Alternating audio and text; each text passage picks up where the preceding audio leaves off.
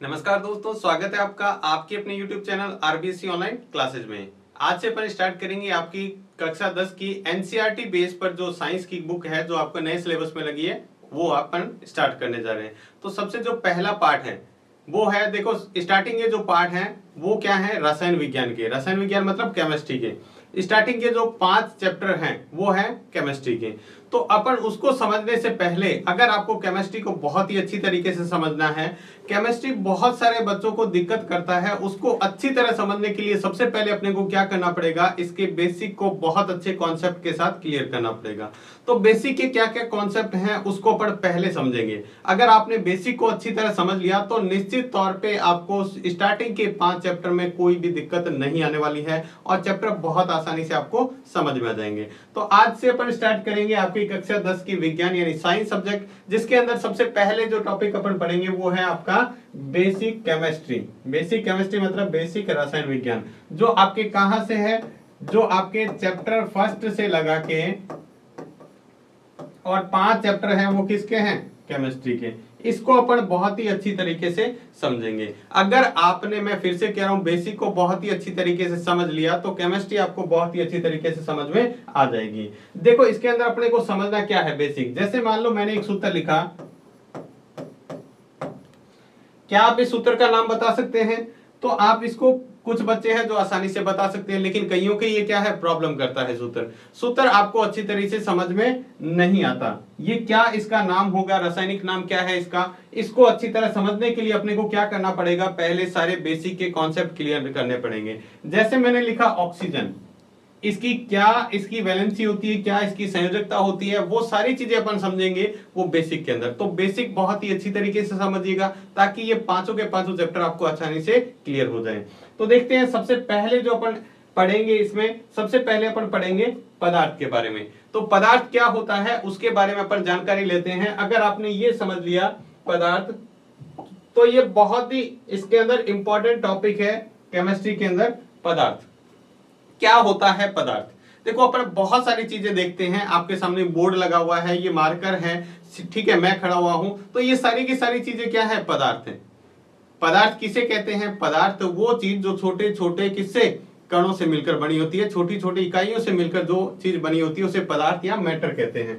किसे पदार्थ या मैटर किसे कहते हैं? जो छोटी छोटी इकाइयों से मिलकर बना होता है। जो छोटी छोटी इकाइयां, ये मार्कर भी छोटी छोटी इकाइयों से मिलकर बना हुआ है, अपना शरीर भी छोटी छोटी इकाइयां जिसको अपन कोशिका कहते हैं उनसे मिलकर बना हुआ है। कोई भी पदार्थ है, कोई भी पत्थर है, वो भी क्या है, छोटे छोटे कणों से मिलकर बना हुआ है। तो ये सारी चीजें जो भी अपने को चीज दिखाई दे रही है वो क्या है, पदार्थ है। ठीक है, पदार्थ के अंदर 2 गुण अपने को ध्यान रखने हैं। गुण कौन सा है? पहला ये है कि पदार्थ का कुछ ना कुछ द्रव्यमान होता है। द्रव्यमान को एक बार यहां पर समझ सकते हैं अपन, भार होता है। क्या होता है? भार होता है। अगर अपन देखें इस मार्कर के अंदर कुछ भार है, ठीक है, इस बोर्ड के अंदर कुछ भार है, अपने अंदर कुछ भार होता है, या कोई भी चीज होती है, जैसे हवा है तो हवा के अंदर भी क्या होता है, भार होता है। ठीक है, तो सबसे पहला पदार्थ का गुण क्या है, पदार्थ का क्या होता है, द्रव्यमान होता है। और ये कुछ स्थान घेरता है, मतलब इसका कुछ क्षेत्रफल भी होता है। ठीक है, या आयतन कह दो इसका होता है पदार्थ का। ठीक है, वो कुछ स्थान भी घेरेगा, अगर जहां भी आप रखेंगे तो वहां स्थान, जैसे मैंने ये बोर्ड लगवाया, यहाँ पे बोर्ड लगाया तो बोर्ड के पीछे का स्थान जो था दीवार का वो क्या हो चुका है, इसका घेर चुका है। ठीक है, तो ये क्या करता है, कुछ स्थान घेरता है। तो अपने को क्या चीजें समझ में आई पदार्थ के बारे में, कि पदार्थ क्या होता है, छोटी छोटी इकाइयों से मिलकर बना होता है। और पदार्थ का दो जो गुण लिखे, वो पदार्थ का कुछ द्रव्यमान होता है और पदार्थ जहां पर रखते हैं वहां पर कुछ स्थान भी घेरता है। इसके बाद बात करते हैं परमाणु की, एटम की। एटम क्या होता है? तो देखो पदार्थ जो आपने पढ़ा था, पदार्थ की सबसे छोटी इकाई, पदार्थ की जो सबसे छोटी इकाई है वो कहलाती है परमाणु। किस तरह से? जैसे मान लो ये एक रूम है, ठीक है, इस रूम के अंदर इसको बनाने के लिए क्या है, 4 दीवारें हैं। ठीक है, दीवारें किससे बनी है, ईंटों से। ईंटें किससे बनी हैं, एक रेत के कण से। तो वो इस रूम के लिए क्या हो गया, एक परमाणु हो गया। हालांकि वैसे उसको तोड़ा जा सकता है, अगर एक नॉर्मल अपन एग्जांपल के तौर पे समझे तो एक रेत का कण इस रूम के लिए क्या हो गया, परमाणु। वैसे कोई भी पदार्थ है, कोई भी पदार्थ जिस छोटे से छोटे कण से बना होता है, जैसे इस जो रेत का कण है, उस रेत को कण को भी तोड़ेंगे तो वो कई भागों में टूट जाएगा। लास्ट में जाके एक ऐसी स्थिति आ जाएगी जब छोटे से छोटा कण बचेगा, वो क्या कहलाएगा, परमाणु।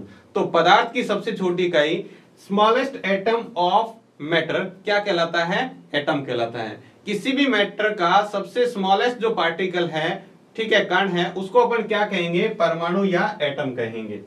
ठीक है, इसकी एक बात ध्यान रखनी, ये अविभाज्य कण है। अविभाज्य का मतलब बाद में इसको अपन तोड़ नहीं सकते। देखो दीवार है, दीवार को अपन तोड़ सकते हैं, फिर उसके बाद उसका छोटा कण आ गया ईंट, ईंट को भी अपन तोड़ सकते हैं। ईंट का एक रेत का कण है, उस कण को भी तोड़ सकते हैं। कण को तोड़ते तोड़ते लास्ट में इतना सा कण बचेगा, उसके लास्ट में इतने छोटे छोटे कण हो जाएंगे, उसको अपन तोड़ नहीं सकते, विभाजित नहीं कर सकते। तो वो क्या कहलाता है, वो कहलाता है परमाणु। ठीक है, तो परमाणु आपको समझ में आ गया। उसके बाद है एटम। मॉलिक्यूल क्या होता है, ठीक है, तो मॉलिक्यूल होता है दो या दो से अधिक परमाणु मिलकर क्या बनाते हैं, अणु मिलाते हैं।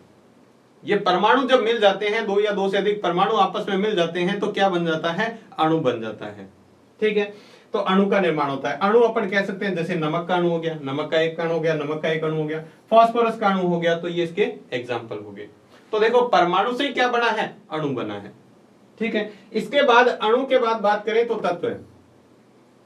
तत्व क्या होता है, तत्व भी क्या है, ये जैसे अपन देखें परमाणु से ही बना हुआ है, लेकिन इसके अंदर अणु और तत्व यानी एलिमेंट के अंदर क्या डिफरेंस है, ये भी किससे बना होता है, परमाणु से बना होता है, लेकिन इसमें एक ही प्रकार के क्या है, एक ही प्रकार के क्या होते हैं, परमाणु होते हैं। जब दो या दो से अधिक परमाणु एक जैसे आपस में मिलकर तत्व का निर्माण करते हैं, जब दो या दो से अधिक परमाणु एक जैसे होते हैं, वो मिलकर क्या करते हैं, तत्व का निर्माण करते हैं। तो देखो अणु में तो क्या हो सकते हैं, दो जो अपन परमाणु ले रहे हैं, एटम ले रहे हैं, वो दोनों अलग अलग भी हो सकते हैं, लेकिन तत्व के अंदर क्या रहेंगे, वो सारे के सारे परमाणु एक जैसे रहेंगे, चाहे वो कितने भी परमाणु हो, दो से अधिक कितने भी हो सकते हैं। जैसे अपन बात करें सोना, सोने का क्या है, सोने में सारे परमाणु किसके होंगे, सोने के। चांदी में अपन सारे परमाणु लेंगे तो चांदी के। लोहा लेंगे तो लोहे में सारे परमाणु किसके होंगे, लोहे के। ठीक है, ऐसे ही गंधक यानी सल्फर लेंगे तो सारे परमाणु एक जैसे होते हैं, वो हैं सल्फर के। ठीक है, तो वो क्या कहलाते हैं, वो कहलाते हैं तत्व या एलिमेंट।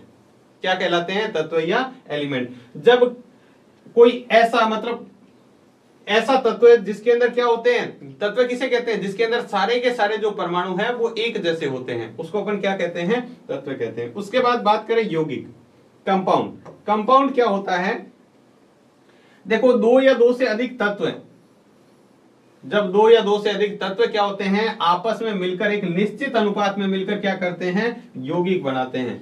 दो या दो से अधिक तत्व कह सकते हैं या अणु आपस में मिलकर क्या करते हैं, किसका निर्माण करते हैं, यौगिक का निर्माण, कंपाउंड का निर्माण करते हैं।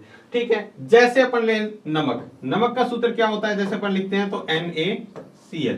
तो यहां पर देखो दो अलग अलग अणु हैं, दो अलग अलग तत्व हैं, कौन सा, सोडियम और क्लोरीन। तो इन दोनों ने मिलकर क्या किया, निश्चित अनुपात में, यहां पर ये सोडियम भी कितना है, एक है, और क्लोरीन भी कितना है, एक है, एक एक परमाणु है। तो दोनों ने मिलकर क्या किया, नमक बनाया। जैसे ही बात करें जल की, तो जल का सूत्र क्या होता है, H2O। अब यहां हाइड्रोजन के परमाणु कितने हैं, दो, और ऑक्सीजन का कितना है, एक, तो 2:1। तो निश्चित अनुपात में जब मिलते हैं तो उसको अपन क्या कह देते हैं, उसको कह देते हैं यौगिक या कंपाउंड। ठीक है, उसके बाद लास्ट में बात करें मिक्सर यानी मिश्रण की।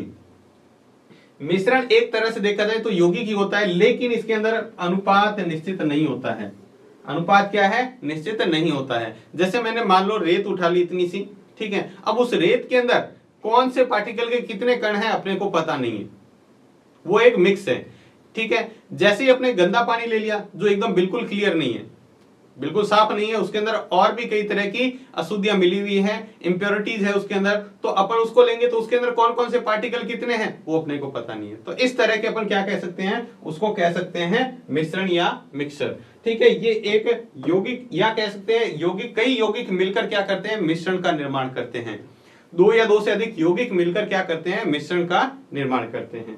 तो इसको दोबारा से रिवाइज करते हैं। देखो पदार्थ या मैटर किसे कहते हैं, जो छोटी छोटी इकाइयों से मिलकर क्या हो, बड़ा हो, उसके अपन कहते हैं पदार्थ। उसके बाद ये है कुछ इसका द्रव्यमान होता है और कुछ ये स्थान गिरता है। उसके बाद परमाणु, पदार्थ की सबसे छोटी इकाई यानी स्मॉलेस्ट पार्टिकल ऑफ एटम क्या कहलाता है, परमाणु कहलाता है। उसके बाद में अणु या मॉलिक्यूल क्या होता है, जब दो या दो से अधिक परमाणु, दो या दो से अधिक एटम मिलकर क्या करते हैं, मॉलिक्यूल का निर्माण करते हैं।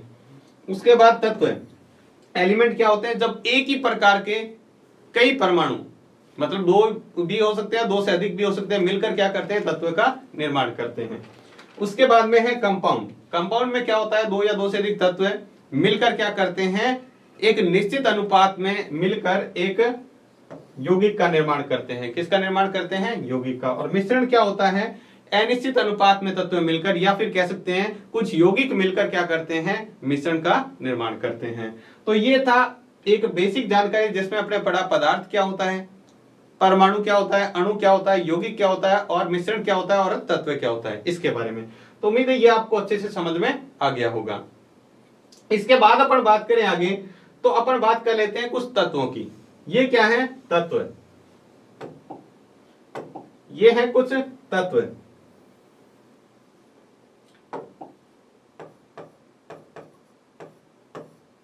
ठीक है, तत्व के बारे में अपन बात करेंगे। तो यहां पर देखो आपका जो 10th लेवल तक अपन जो आगे केमिस्ट्री में काम आने वाले हैं, वो 1 से लगाकर आप 20 तत्व तक अच्छी तरह याद कर लेते हैं, तो लगभग अपनी केमिस्ट्री है वो क्लियर हो जाती है। यानी केमिस्ट्री के चैप्टर अपने को अच्छे से समझ में आने लग जाएंगे।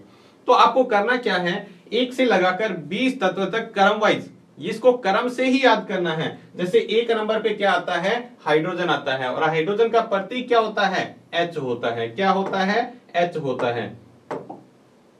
इसी तरह 2 नंबर पे आता है हीलियम। हीलियम का प्रतीक क्या होता है, He होता है। ठीक है, वैसे 3 नंबर पे लिथियम, जिसका प्रतीक क्या होता है, Li। चौथे नंबर पे क्या आता है, बेरिलियम, जिसका प्रतीक Be। 5 नंबर पे बोरॉन, B। 6 नंबर पे कार्बन, C। 7 नंबर पे नाइट्रोजन, N। 8 नंबर पे ऑक्सीजन, O। 9 नंबर पे फ्लोरीन, 10 नंबर पे नियॉन। उसके बाद आता है 11 नंबर सोडियम, Na। यहां थोड़ा सा ध्यान रखेंगे, देखो इनके Na, वैसे अपन हिंदी में नाम इसका देखें तो सोडियम यानी S से हो सकता है, तो ये आपको कंफ्यूज हो सकता है, तो इसको आप अच्छी तरह याद करें। कुछ एक प्रतीक है, उनको आपको अच्छी तरह याद करना है, जिसके अंदर एक सोडियम है। ठीक है, उसके बाद magnesium Mg, aluminium Al, silicon Si, phosphorus, ये देखो यहाँ पे फिर से फास्फोरस F लिख सकते हैं, तो गलती नहीं करनी है, फास्फोरस P से होता है। उसके बाद सल्फर हो गया S से, क्लोरीन हो गया Cl से, ऑर्गन हो गया Ar से, पोटेशियम K, और लास्ट में 20 नंबर पे आता है कैल्शियम Ca से। यहां ध्यान रखना है, पोटेशियम अपन P से नहीं लिखेंगे, P से होता है फास्फोरस, और पोटेशियम किससे होता है, K से। तो ये 20 तत्व आपको अच्छी तरह याद रखने हैं। अब देखो छोटा सा यहाँ पर कंफ्यूजन ये हो जाता है, तत्व का अपन लिखते हैं तब, तत्व को लिखते हुए देखो ये भी एक लिख सकते हैं और ये भी लिखते हैं।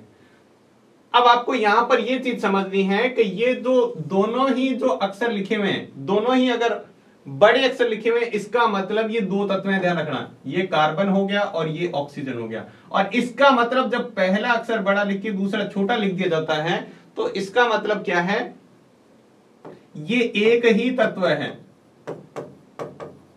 अब देखो यहां पे समझो, तत्व को जब भी लिखा जाता है, उसको डिनोट किया जाता है, तो पहला वर्ड हमेशा और हमेशा बड़ा अक्षर लिखा जाता है, यानी कैपिटल लेटर लिखा जाता है इंग्लिश का।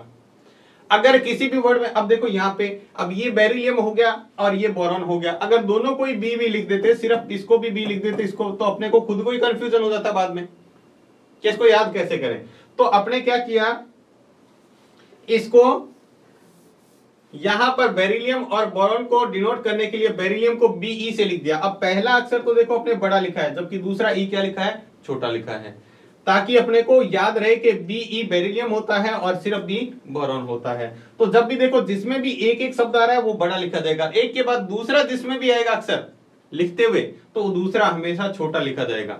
कभी भी आप एल्यूमिनियम को ऐसे नहीं लिखेंगे, ध्यान रखना, ये गलत हो जाएगा। एल्यूमिनियम को लिखने के लिए Al ऐसे ही लिखेंगे। ठीक है, कभी भी आप जैसे ये सारे शब्द लिखते हो, कैल्शियम को Ca ऐसे नहीं लिखेंगे, ध्यान रखना, ये गलत हो जाएगा। ठीक है, सिर्फ क्या लिखेंगे, C बड़ा और ये छोटा। तो ये प्रतीक आप इसी तरह इसको याद रखेंगे, कम से कम आपको 20 तो याद होने ही चाहिए। ठीक है, जो आगे अपन जो अगला टॉपिक पढ़ेंगे, इसके अंदर बहुत ही अच्छी तरीके से ये काम आएंगे, तो आपको पहले ये चीजें अच्छी तरह कवर कर लेनी है। इसके बाद अपन देखते हैं, आप चाहें तो इसका स्क्रीनशॉट लेना चाहें तो ले सकते हैं। तो देखो, अगर आपने तत्व याद कर लिए होंगे 20, स्क्रीनशॉट ले लिया है, अब अपन समझते हैं थोड़ा सा परमाणु के बारे में, परमाणु की संरचना कैसी होती है। क्या इसके अंदर भी और कुछ पार्टिकल होते हैं, तो वो देखते हैं। तो देखो एक परमाणु के अंदर बात करें तो परमाणु के अंदर भी 3 प्रकार के कण और पाए जाते हैं। आपने क्या पढ़ा, परमाणु अविभाज्य कण है, इसको तोड़ तो सकते नहीं, लेकिन इसके अंदर भी क्या है, 3 प्रकार के कण और पाए जाते हैं, जिसके अंदर है इलेक्ट्रॉन, दूसरा है प्रोटॉन और तीसरे प्रकार का कण है वो है न्यूट्रॉन। ये 3 इसके अंदर कण पाए जाते हैं। इलेक्ट्रॉन को किससे अपन लिख सकते हैं, E- से, प्रोटॉन को किससे लिख सकते हैं, P+ से, और न्यूट्रॉन को लिखते हैं N से। किससे लिखते हैं, N से। ठीक है, इसके ऊपर ना तो प्लस लगाते हैं ना माइनस लगाते हैं। ऐसा क्यों है, क्योंकि इलेक्ट्रॉन का जो आवेश होता है उसके ऊपर जो चार्ज होता है वो माइनस होता है। ठीक है, यानी वो क्या होता है, ऋण आवेशित होता है। और प्रोटॉन जो होता है वो क्या होता है, धन आवेशित होता है, यानी इसके ऊपर प्लस आवेश होता है। और न्यूट्रॉन के ऊपर कोई भी आवेश नहीं होता, ये क्या होता है, न्यूट्रल होता है, कोई भी आवेश इसके ऊपर नहीं पाया जाता। तो इसकी अपन संरचना देखें तो किस प्रकार होती है, तो देखो इसको समझने के लिए अपन क्या है, इसकी संरचना बनाते हैं। तो संरचना किस तरह से आएगी वो देखते हैं। तो इसकी संरचना देखो अपन एक गोले के रूप में माने, ठीक है, और इसके अंदर इतना सा, ठीक है। अब ये जो कण है इसके अंदर आपने लिखा है प्लस, ये प्लस क्या दर्शाता है, यहां पे ये होता है नाभिक। ये क्या है, नाभिक है, न्यूक्लियस। ये क्या है, नाभिक, न्यूक्लियस। इस नाभिक के अंदर और बाहर के ये जो इसके चारों तरफ ये जो कक्षा या कोष बने हुए हैं, यहां पर जो होते हैं वो होते हैं इलेक्ट्रॉन। ये क्या है, यहां पर है इलेक्ट्रॉन।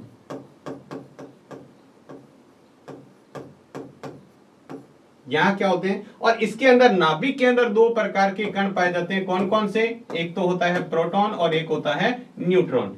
यानी इस नाभिक के अंदर एक परमाणु के अंदर अपने बात की 3 प्रकार के कण होते हैं, इलेक्ट्रॉन, प्रोटॉन और न्यूट्रॉन। जो प्रोटॉन और न्यूट्रॉन होते हैं वो होते हैं इसके केंद्र में। कहां होते हैं, केंद्र में स्थित होते हैं। और इलेक्ट्रॉन क्या करते हैं, इस केंद्र के बाहर, यानी इस केंद्र को क्या कहते हैं, नाभिक। यानी नाभिक के अंदर क्या होते हैं, प्रोटॉन और न्यूट्रॉन पाए जाते हैं, वो होते हैं नाभिक के अंदर। और नाभिक के बाहर क्या होते हैं, इलेक्ट्रॉन उसके चारों तरफ क्या करते रहते हैं, चक्कर लगाते रहते हैं। ये जो चक्कर लगाने का रास्ता है जहां से इलेक्ट्रॉन चक्कर लगाते हैं, इसका स्पेशल नाम होता है जिसको अपन बोलते हैं कोष या कक्षा। क्या बोलते हैं, कोष या कक्षा, जिसको बोलते हैं सेल। क्या बोलते हैं, सेल। तो देखो अपने क्या समझ में आया, यहाँ पे इसकी संरचना किस तरह की होती है। परमाणु के अंदर 3 प्रकार के कण पाए जाते हैं, इलेक्ट्रॉन, प्रोटॉन, न्यूट्रॉन। ठीक है, अब बात करें इसकी संरचना की, तो इसके केंद्र में, जिसको क्या कहते हैं, इसके केंद्र को कहते हैं नाभिक। और नाभिक के अंदर 2 प्रकार के कण पाए जाते हैं, एक होता है प्रोटॉन और दूसरे प्रकार का होता है न्यूट्रॉन। इसको प्लस क्यों लिखा, क्योंकि P के ऊपर कौन सा आवेश होता है, प्लस, और N के ऊपर कोई भी आवेश नहीं होता है। मतलब इसके अंदर जितने भी हैं वो प्लस प्लस ही हैं। और इसके बाहर जो ये जो सर्कल बना हुआ है, ये जो वर्त बना हुआ है, इस वर्ताकार पथ में क्या होते हैं, इलेक्ट्रॉन इसके चारों तरफ चक्कर लगाते रहते हैं। ठीक है, इस जो जहां इलेक्ट्रॉन चक्कर लगाते हैं उसको बोलते हैं कोष या कक्षा, या जिसको सेल बोला जाता है। तो अपने को ये इसकी परमाणु की संरचना समझ में आई।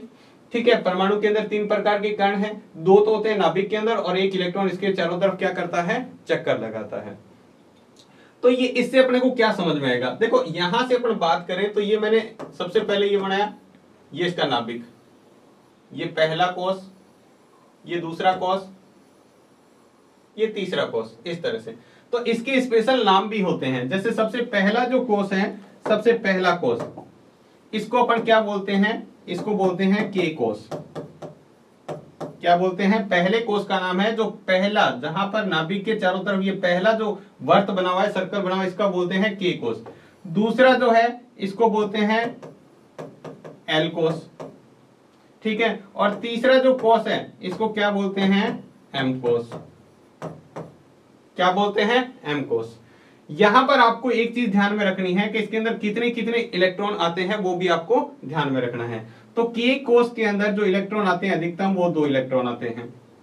इसके अंदर कितने आते हैं, इसके अंदर आते हैं 8, और इसके अंदर कितने आते हैं, 8 ही आते हैं। वैसे इसमें 18 आ सकते हैं, लेकिन अभी कितने आएंगे अपन बात करेंगे तो 8 इलेक्ट्रॉन। 8 से ज्यादा 9वां इलेक्ट्रॉन होएगा, वो आगे और भी कोष होते हैं। के बाद क्या, सॉरी, के के बाद एल कोष, एल के बाद एम कोष, एम के बाद क्या आ जाएगा, एन कोष।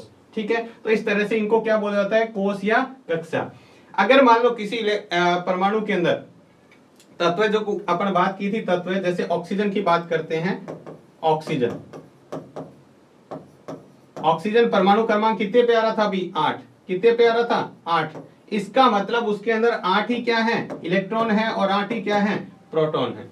8 ही इलेक्ट्रॉन है और 8 ही प्रोटॉन है। तो इसके अंदर अपने को इलेक्ट्रॉन जब इसके अंदर फिल करेंगे, इलेक्ट्रॉन भरेंगे, तब अपने को 8 इलेक्ट्रॉन इसके अंदर दर्शाने हैं। तो 8 में क्या होगा, 2 तो पहले कोष में आ जाएंगे, ठीक है। ऐसा नहीं है कि 8 के 8 पहले कोष में आ जाएंगे, पहले कोष में सिर्फ कितने इलेक्ट्रॉन आएंगे, पहले कोष में सिर्फ 2 ही इलेक्ट्रॉन आएंगे अधिकतम। 2 से ज्यादा होते ही फिर अगले कोष में आ जाएंगे। इसमें 8 भर सकते हैं, 2 पहले में हो गए, इसमें अधिकतम 8 भर सकते हैं। 8 से ज्यादा और हो गए फिर अगले कोष में चले जाएंगे, उससे भी ज्यादा हो गए तो उससे अगले कोष में चले जाते हैं। तो इस तरह से अपन इस परमाणु को, इसके अंदर इलेक्ट्रॉन भरते हैं। जैसे अपन आगे समझते हैं इसको किस तरह से भर सकते हैं। जैसे बात करें, अभी मैंने जैसे बात की थी ऑक्सीजन की, तो ऑक्सीजन का परमाणु क्रमांक कितना होता है, 8। कितना होता है, 8। तो देखो किस तरह से इसके अंदर फिल करेंगे। तो सबसे पहले मैंने ये बना दिया नाभिक, ये क्या है, नाभिक। अब यहां से ये पहला कोष, ये दूसरा कोष, ठीक है। तो इसको भरेंगे कैसे, पहले कोष में देखो मैंने 1 इलेक्ट्रॉन यहां दर्शा दिया, ये एक, ये दूसरा, 2 इलेक्ट्रॉन। इसके बाद में पहले कोष में अपने पता है, पहला कोष के कोष होता है, जिसके अंदर अधिकतम कितने इलेक्ट्रॉन आते हैं, 2 ही इलेक्ट्रॉन आते हैं। इसके बाद में कुल होने कितने चाहिए, जितना उसका परमाणु क्रमांक है, किसी भी तत्व के अंदर उतने ही इलेक्ट्रॉन होते हैं। तो इसके अंदर दूसरे में अभी कितने बचे हुए हैं, 2 तो हो गए, पीछे 6 बचे हुए हैं। तो 6 कैसे देंगे, 1 2 3 4 5 और ये 6 इलेक्ट्रॉन। तो ये 6 इलेक्ट्रॉन इस वाले दूसरे कोष में चक्कर लगाएंगे। पहला कौन सा था, ये था अपना के कोष, और ये कौन सा है, एल कोष। तो के कोष के अंदर 2 इलेक्ट्रॉन, यहां कितने आगे, 6 इलेक्ट्रॉन, ठीक है। 8 होते हैं टोटल, 8 इस तरह से अपने को फिल करने हैं। इलेक्ट्रॉन किस तरह से फिल किए जाते हैं वो अपने देख लिया। अब अपन निकालना सीखेंगे किसी भी तत्व की संयोजकता, वैलेंसी। क्या निकालना है, संयोजकता यानी वैलेंसी किसी भी तत्व की कैसे निकालते हैं। तो वो इसी के आधार पर निकालेंगे, ये जो इलेक्ट्रॉन फिल किए हैं इसी के आधार पर अपन क्या निकाल सकते हैं, इसकी संयोजकता निकाल सकते हैं। तो देखो किस तरह से निकालना है। तो इसके लिए अपने को क्या करना है, उस तत्व का परमाणु क्रमांक पहले पता होना चाहिए। अगर कोई भी तत्व के अंदर अपने को संयोजकता पता लगाना है तो उसका क्या पता होना चाहिए, अपने को परमाणु क्रमांक। तो सबसे पहले अपन जैसे निकालें, सबसे पहले अपन निकाल के देखते हैं ऑक्सीजन की। एक चीज अपने को ध्यान रखनी है, यहाँ पे जो संयोजकता है वो निर्धारित किससे होती है, बाह्य कोष से।